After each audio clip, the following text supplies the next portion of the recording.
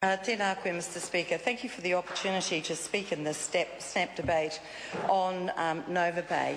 I think it might be helpful if we just review what was intended by the introduction of Novopay. First of all, it was intended that we have up-to-date payroll system that would manage the complexities of over 100,000 pay instructions every fortnight to a diverse workforce with different arrangements across the country. Everyone who has been involved with Novopay set about it with the best intentions. There was no one person who decided that they should get involved in this and work it so that it would be difficult, it would be a problem, it would underpay or overpay or not pay teachers, support staff, principals, create headaches for every school administrator. That was never the intention. The intention was to have a much better payroll system driven by a very clear understanding some years ago that the payroll system that was then in place was no longer going to be capable of meeting those needs. Now, members in the opposition, and Labour and Greens, seem to be under the misapprehension that somehow or another there was an intention that this would all go wrong. Nobody wanted that. Nobody wants that now. There's also seems to have been a number of allegations that ministers on this side of the House have been completely culpable and unwilling to take responsibility. Again, that is not true. What is clear from this very comprehensive and very thorough report that has been written by well-respected, senior, experienced former public servant Sir Martin Weavers and another very experienced businessman and advisor, Mr Murray Jack, is that there have been a range of people involved over the many years of this particular project. In fact, if one looks at the report, there are 3 pages about ministerial responsibilities, and there are a number of ministers who have held those responsibilities over the years, beginning with the decision in 2003 and 2005 that the system needed to be replaced, and then progressing through the signing of a contract. Well, that was done under Minister Mallard, and then under Minister Mahare, and then Minister Carter, who in fact signed off the Novopay contract with many of the schedules attached to it not yet filled out. Nevertheless, again, with the intention that a better fit-for-purpose payroll system would be devised, implemented, and that would see all of the complexities which have been much talked about dealt with, and teachers, principals, support staff paid. Of course, our government came in and inherited it, and we have also been part of the process of design and development and implementation. This report, a very thorough and comprehensive report, as I say, prepared by Sir Martin Weavers and Mr Murray Jack, canvass all of that very extensive history over all of that time from the 10th of December 1999 to the present date. And as the minister responsible for Novopay made clear when he first took over this responsibility, there is absolutely enough blame to go around. And it is not something that any of us celebrate, whether on this side of the House, nor should it be the case on that side of the House. So what was intended was that a fit-for-purpose 21st century payroll system would be designed and delivered. Did that happen? No. We know that now. We know that comprehensively from when the system went live in August last year, and we have seen a momentum of the errors that beset that system. And we know that many people were underpaid, overpaid or not paid, and we have apologised to them and continue to apologise to them, because that was never the intention. We want people paid on time what they are owed in their banks as is intended, and we want to see that occur. And where are we now? Well, significant progress has been made.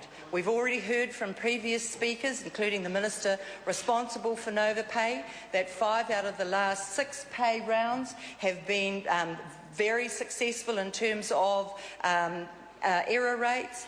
We know that we have invested more money to fix the problems, to recognise the significant contribution that has been made by school administrators in particular.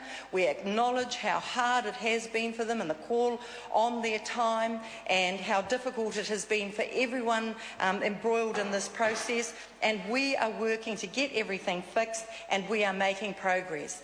Talk about taking responsibility.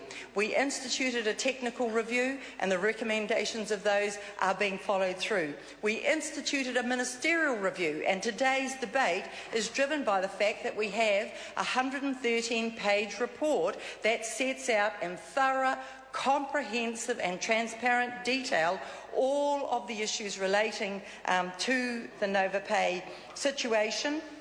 And where to from here?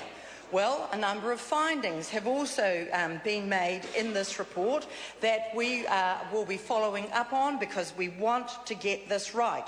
We want to get this right. There have been suggestions from the opposition that this has been an exercise in shifting blame. Not at all. This report is very clear about where responsibilities have lain at different points in the process. And I want to make it clear that not once in the time that I have been Minister of Education, and that's almost 18 months to the day, not once have I bagged the Ministry of Education, and I do not intend to start now. Novopay has contributed significant difficulties and challenges, and they are being tackled. The Acting Secretary of Education, in the 4 months that he has been in place, and I'd like to acknowledge and thank him for the work that he has done, has instituted a number of immediate changes seeking to ensure that the systems and processes within the Ministry of Education are robust. For instance, he has put in place new governance arrangements across the ministry. He has implemented new project management arrangements and accountabilities to deliver on the better public service targets and other ministerial priorities. He has put in place a new risk management approach for the ministry. He has started an end-to-end review on how we manage private and sensitive information. He's talked to a range of agencies, groups, members of the sector across the sector, and he started a process of culture change in the ministry with a focus on teamwork, service and flexibility. But there are also a whole lot of other things that the Ministry of Education has and is doing successfully. It has focused significantly on our better public service targets. We have a better public service target that recognises that we need to have more young learners involved in quality early learning, that we need to have more young people at and above the national standards, more young people passing NCEA too. If the member had been here in the House for the bulk of my remarks, the member would know that I have canvassed all of these issues, including the responsibilities that relate to all ministers since 1999 and the decisions that have been made at different points. Indeed, I have. And I am also now talking about the significant contribution that the Ministry of Education has been making, is making and will continue to make across a raft of issues, including how we attend to and address all of those arising out of Novopay and the challenges to the repair of relationships that must occur within and between the sector and ourselves, how we ensure that they have confidence that the system is meeting their needs, and we know that that is increasingly occurring. We are focusing on fixing this because we want teachers, support staff, principals paid on time.